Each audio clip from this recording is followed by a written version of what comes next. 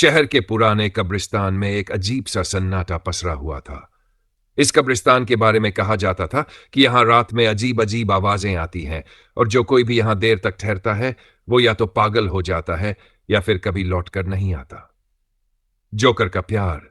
रघु एक साधारण सर्कस का जोकर था, लेकिन उसकी जिंदगी में एक लड़की थी, सिया। सिया उसकी दुनिया थी। दोनों एक दूसरे से बेइंतहा प्यार करते थे, लेकिन दुनिया को यह मंजूर नहीं था। सिया के परिवार ने उसे जबरन किसी और से शादी करने के लिए मजबूर कर दिया। रघु ने सिया को मनाने की बहुत कोशिश की, लेकिन उसके परिवार ने उसे बुरी तरह पीटा और शहर से निकाल दिया। टूटे हुए दिल के साथ उसने वहीं पास के पुराने कब्रिस्तान को अपना घर बना लिया।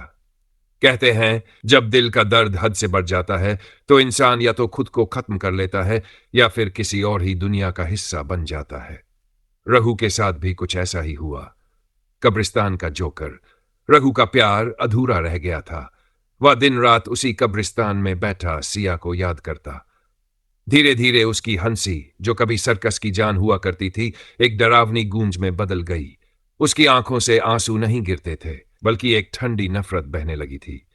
एक दिन लोगों ने उसे कब्रिस्तान में पागलों की तरह हंसते हुए देखा। उसकी हंसी में इतनी तकलीफ थी कि सुनने वालों की रूह कांप जाए। फिर एक रात जब कोई उसे देखने गया तो वो वहां नहीं था। लेकिन उसके बाद अजीब घटनाएं होने लगीं। रात में उस कब्रिस्तान के पास से गुजरने वाले लोग किसी के हंसने की आवाज सुनते। कई लोगों ने बताया कि उन्होंने एक अजीब जोकर को देखा जो अंधेरे में चमकती लाल आंखों से उनकी ओर देख रहा था। सिया की वापसी। कुछ साल बाद सिया की शादीशुदा जिंदगी टूट गई। उसने सुना कि रघु पागल होकर मर चुका है और उसका भूत उसी कब्रिस्तान में भटकता है। वह एक रात हिम्मत करके वहां गई। हल्की बारिश हो रही थी। सिया जैसे ही कब्रिस्तान के अंदर पहुंची, उसे किसी के कदमों की आहट सुनाई दी। रघु, उसने कांपते हुए पुकारा। अचानक एक धीमी हंसी गूंजी। एक परछाई धीरे धीरे सामने आई, लाल और सफेद मेकअप से ढका चेहरा, लेकिन उसकी आंखों में सिर्फ दर्द था। सिया, वह फुसफुसाया। सिया की चीख निकली, लेकिन उसके पैर जमीन से चिपक गए। वह रघु की ओर बढ़ी, लेकिन जैसे ही उसने उसे छूने की कोशिश की, जोकर हवा में गायब हो गया। अंतहीन हंसी कहा जाता है कि उस रात के बाद सिया कभी नहीं लौटी। कुछ लोगों का मानना है कि वो भी रघु के साथ उसी कब्रिस्तान का हिस्सा बन गई। आज भी उस जगह से गुजरने वाले लोग एक दर्द भरी हंसी सुनते हैं। एक ऐसी हंसी जो प्यार की नाकामयाबी और अधूरे अरमानों का शोक गीत बन चुकी है। कब्रिस्तान का जोकर अब भी इंतजार कर रहा है, शायद अपने अगले शिकार का या फिर अपने अधूरे प्यार के लौटने का। जोकर का इंतजार। वो रात बीत गई, लेकिन कब्रिस्तान की हवा अब और भी भारी हो गई थी। जो कोई भी वहां से गुजरता, उसे ऐसा महसूस होता जैसे कोई अदृश्य आंखें उसे घूर रही हैं। जोकर की दर्द भरी हंसी अब और गहरी हो चुकी थी, मानो उसकी तरफ किसी नए रूप में जन्म ले चुकी हो। सिया के गायब होने के बाद शहर के लोगों ने कब्रिस्तान में जाना बंद कर दिया। लेकिन एक रात एक युवक अभय, जो भूत प्रेत की कहानियों को महज अफवाह मानता था, सच्चाई जानने के लिए वहां जा पहुंचा। कब्रिस्तान की रात।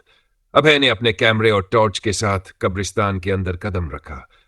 हल्की ठंडी हवा उसके रोंगटे खड़े कर रही थी, लेकिन वह अपनी जिज्ञासा के आगे डर को हारने नहीं देना चाहता था। उसने धीरे धीरे अंदर जाते हुए चारों ओर देखा। अगर सच में कोई भूत है तो सामने आओ, उसने मजाकिया लहजे में कहा। तभी एक कोने से एक धीमी पर अजीब हंसी सुनाई दी। वह मुड़ा, लेकिन वहां कोई नहीं था।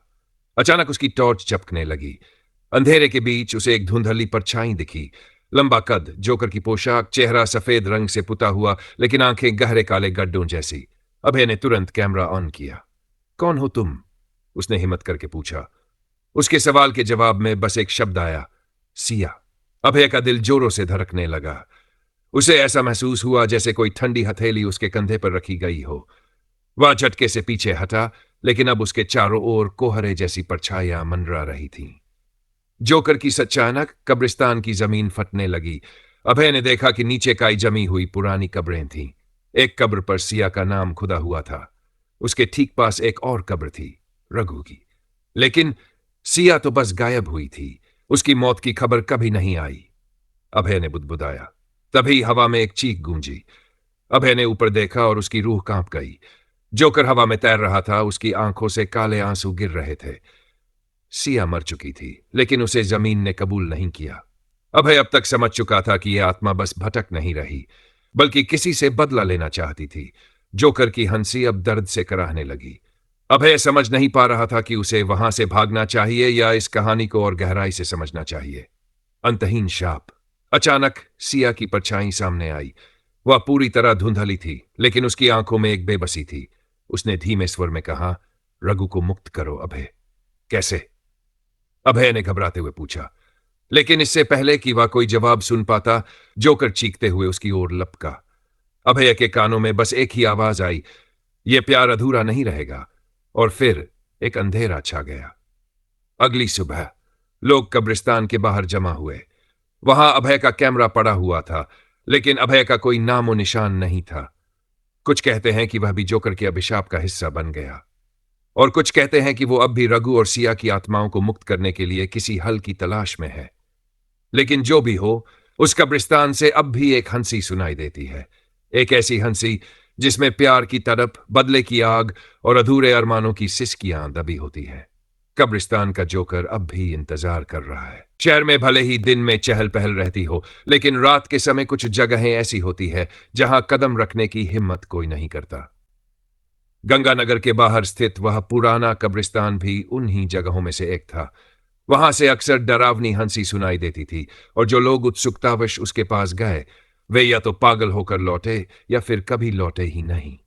अभय का गायब होना शहर में बड़ी खबर बन गया था। सोशल मीडिया पर लोग तरह तरह की बातें करने लगे। कोई इसे अफवाह मान रहा था, तो कोई दावा कर रहा था कि उसने खुद वहां अजीब चीजें देखी हैं। एक नई जिज्ञासा। नेहा और आर्व, जो एक मशहूर यूट्यूब चैनल डर का सच चलाते थे, इस मामले को कवर करने के लिए शहर आए। उनके चैनल पर पहले भी कई डरावनी जगहों की जांच की जा चुकी थी, लेकिन यह मामला अलग था। यह जोकर की कहानी असली हो या न हो, लेकिन अगर हमें यहां कुछ भी अजीब मिला तो यह वीडियो वायरल हो जाएगा। आर्व ने कैमरा सेट करते हुए कहा, लेकिन अगर यह सच हुआ तो? नेहा की आवाज में हल्की झिझक थी। डर इसी में तो मजा है। आर्व हंसा, लेकिन उसकी हंसी कब्रिस्तान की खामोशी में खो गई। रात के 12 बजे दोनों ने कब्रिस्तान के भीतर कदम रखा। जैसे ही वे अंदर गए, हवा अचानक बहुत ठंडी हो गई। नेहा ने अपने जैकेट की जिप ऊपर तक चढ़ा ली, लेकिन उसे अब भी ठिठुरन महसूस हो रही थी। यहां कुछ अजीब है, उसने फुसफुसाया। कैमरे की रिकॉर्डिंग एन हो चुकी थी। दोनों अंदर बढ़े। चारों ओर टूटी हुई कब्रें थी, कुछ पर नाम मिट चुके थे, लेकिन 2 नाम अब भी साफ दिख रहे थे, रघु और सिया। ये वही जोकर और उसकी प्रेमिका है, नेहा ने हल्की आवाज में कहा। 1 मिनट, यह क्या है? आरव ने जमीन पर पड़ा अभय का कैमरा देखा। उसने उसे उठाया और प्ले बटन दबाया। स्क्रीन पर सिर्फ काले धूसर रंग की धुंधली परछाइयां दिख रही थी, लेकिन फिर अचानक एक झटके के साथ जोकर का चेहरा स्क्रीन पर उभर आया। फटी हुई मुस्कान, खाली काले गड्ढों जैसी आंखें और हल्के से लहराते होंठ। तुम भी आ गए? कैमरे की स्क्रीन चपकने लगी और फिर अचानक ही वह बंद हो गया। भागो! नेहा चिल्लाई, लेकिन तभी हवा में वही हंसी गूंजने लगी, ठंडी, दर्दनाक और डरावनी। अचानक चारों ओर से धुंध उठने लगी और उसके बीच से लाल कपड़ों में कोई लहराता हुआ आता दिखा। जोकर! उसका सिर थोड़ा टेढ़ा था, होंठ बेतरतीबी से फैले हुए, और उसकी आंखों से खून की धारा बह रही थी। तुम भी मेरी कहानी का हिस्सा बनोगे। आर्व ने तुरंत नेहा का हाथ पकड़ा और दोनों दौड़ने लगे, लेकिन जितना वे भागते, रास्ता उतना ही लंबा और धुंधला होता जा रहा था। कब्रिस्तान का अंतहीन जाल। हम फंस गए हैं, नेहा रो पड़ी। जोकर अब उनके ठीक सामने था। प्लीज हमें जाने दो, आर्व ने कांपते हुए कहा। जोकर मुस्कुराया, लेकिन उसकी मुस्कान में केवल दर्द था। मैं भी जाना चाहता था, पर मैं नहीं जा सका।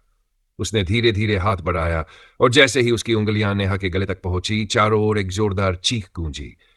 अचानक नेहा और आर्व को एक जोरदार झटका लगा और वे दोनों कब्रिस्तान के बाहर आ गिरे। सुबह की हल्की रोशनी थी, दोनों कांप रहे थे। क्या यह सच था? ये सब क्या था? नेहा ने कांपती आवाज में पूछा। आर्व ने देखा कि उसका कैमरा अब भी रिकॉर्ड कर रहा था। उसने तुरंत स्क्रीन चेक की, लेकिन वहां सिर्फ अंधेरा था। फिर अचानक स्क्रीन पर एक टेक्स्ट उभरा। यह खेल अभी खत्म नहीं हुआ। उसके नीचे किसी ने खून से लिखा था, सिया लौटेगी,